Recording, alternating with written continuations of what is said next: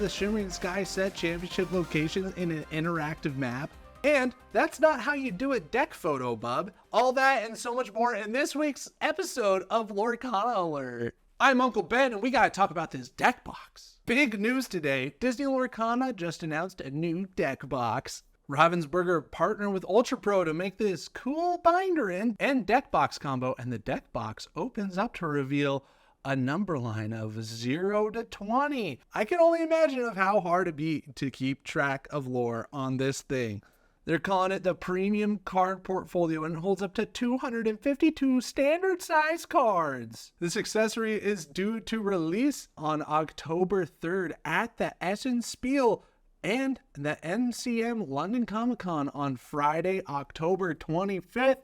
And for the rest of the people that aren't going to those conventions, you can get it on November 15th when Azurite C releases. If you didn't have a touch of sophistication before, Disney Lorcana is saying that you can add some now. But I just want to tell you guys, it's not about what deck box you have. It can even be a Ziploc bag with some stickers on it. But the best deck box is the friends you make along the way. On YouTube this week, there was an upload from Luxcana. They do interviews with people that top the DLCs when they're there at the Disney Lorcana challenges. And this time, they got to interview the bro. Dale Bellido has been on a heater at the Disney Lorcana challenges. He's made 4 day 2s in a row. That's incredible. I'm talking about the last 4 DLCs Dale Bellido has been to. He's got top 64 at least. This video is definitely worth the watch. It has some crazy audio quality, but that's okay because any chance to hear from Dale Bellido is good by me. Luxcana didn't put Dale Bellido's Twitter account in the description of the video, but that's okay because we got it covered. You can follow Dale Bellido in the description along with all the other links that we're going to talk about in this video. On Reddit, there were 2 posts that sparked my interest this week. And mostly because this one has a cat in the picture. They say, guess what we named our new kitten? Cherna means black, and Bog means God in Slavic. People have a couple of guesses of what this cute kitten's name. Is it Lorcana, Amber, Evildoer? We also have a cat, and it's named after Oliver from Oliver and Company. You know, this cat. Tell someone you know with a Disney-themed pet name about this video and hit the subscribe button. Please, we're so close to 1,000 subscribers. Also over on Reddit, we saw this post about sitting in traffic for 1.5 hours to go to locals to go 0 wins, 3 losses, and a tie at locals. Because suffering will lead to success. I have bad news to you. Suffering doesn't lead to success. Suffering is the way of the dark side. Anger leads to hate. Hate leads to suffering. I recommend not suffering and having a good time with the friends that you make along the way. So you don't do what Anakin did. Oh, not good. On Twitter this week, shout out to Chad Clare of Zycon TCG, who posted the Shimmering Sky Set Champ map. This is a Google Maps with all the different locations hosting Shimmering Sky Set Championship.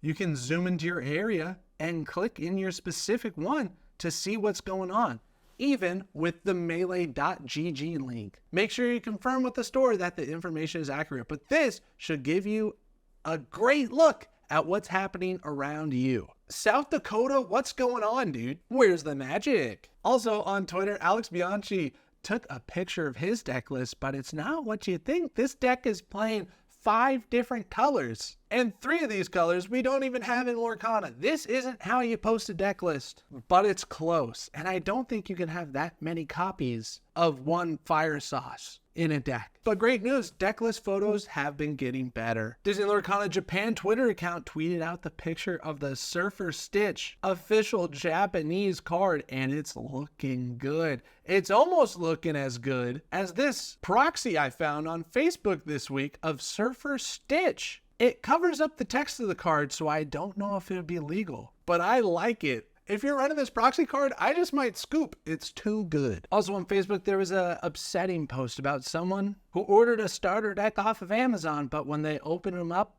it was a box of crayons. It's a bad deal. Be careful buying from online retailers. We recommend going to your local game stores to support your local community. Now this post is actually wild. Rob Vogels found the missing part of the sheet to complete it. He's saying it makes it the very first Lorcana sheet in public. I don't know how he mounted the cards to the board, but he did it somehow. Look at it. It's so cool. It's got Dragonfires, Medallion Weights. It's got Pegasus.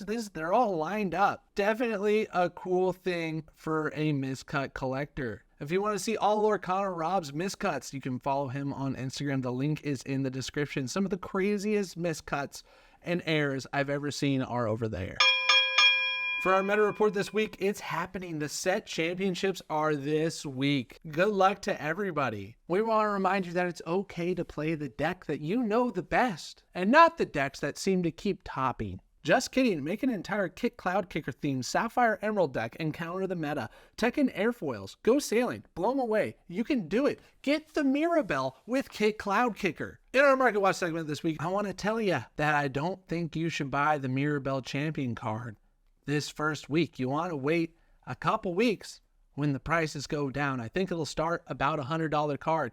But I think this card should settle around the $40 mark. It's overall not a very playable card. It's not going to be too sought out, and there's going to be double the amount of these that there were for Ursula. If Ursula's a $90 card, it would make sense that double of these would make this about a $40 card. So keep that in mind when going to these challenges. Paying $20 as an entry fee might not be the best thing if all you're getting is a $40 card. Or maybe it's the best thing because you get the friends you make along the way. We gotta talk about this card interaction. In the rules department this week, we gotta talk about this crazy interaction with Wreck-It Ralph and the action card on your feet. Now we're going to start off with 3 damage on Ralph, and let's read this ability together. I'll put the card over here.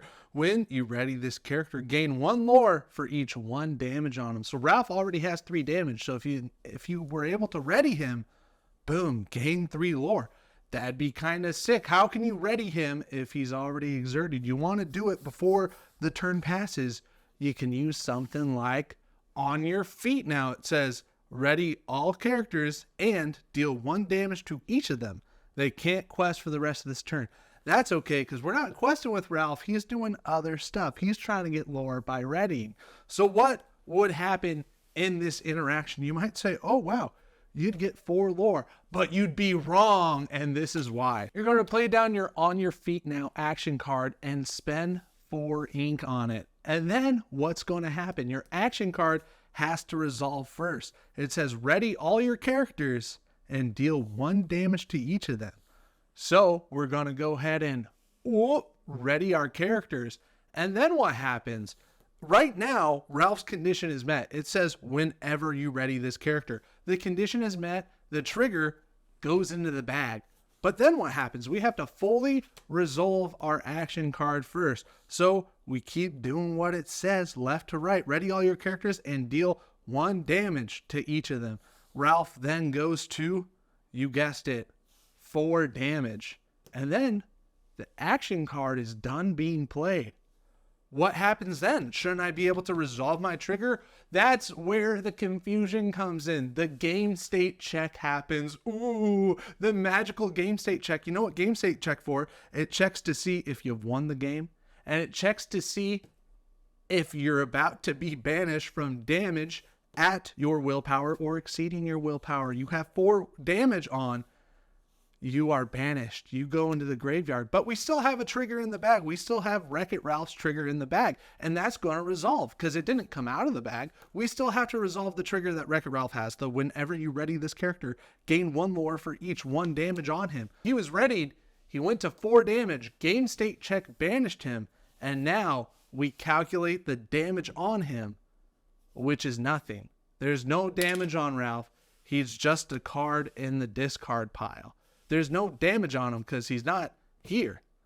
If he was here and had damage on him, we would get lore, but he's not here. He's discarded. If you have any Lorcana news that you want me to know about, please email me at lorcana707@gmail.com. Ready, Set, Inc. is now over 940 subscribers.